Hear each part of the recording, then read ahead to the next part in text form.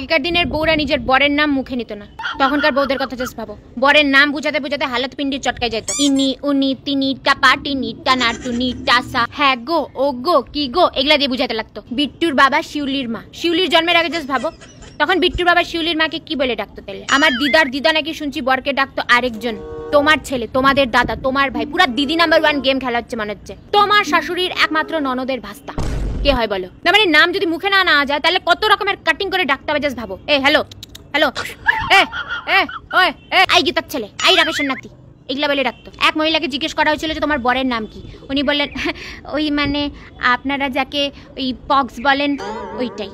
অনেক ভাবনা চিন্তা করার পর বোঝা গেল যে ও বসন্ত। পুরো গুগলি রাউন্ড চলতেছে মনে হচ্ছে। তখনকার দিনে এক দিদি পাশের বাড়ি গিয়ে জিজ্ঞেস করছে তো দিদি কি রান্না করেছেন, তো সে দিদি বলতেছে তেমন কিছু করিনি, একটু শাক করেছি আর প্যানারে ভেজেছি। মানে পটল ভাজছে, বরের নাম পটল, পটল তো মুখে আনতে পারবে না, পুরো ডামসারাজ খেলা চলছে। বর তো বর শুনছি ভাসুরের নামও নাকি তখন মুখে নেওয়া যেত না। এক মহিলা যাবে গঙ্গারামপুর, হ্যাঁ এদিকে টিকিট কাটতে গেছে কিন্তু নাম বলতে পারতেছে না জায়গার, কারণ বরের নাম গঙ্গা আর ভাসুরের নাম রাম।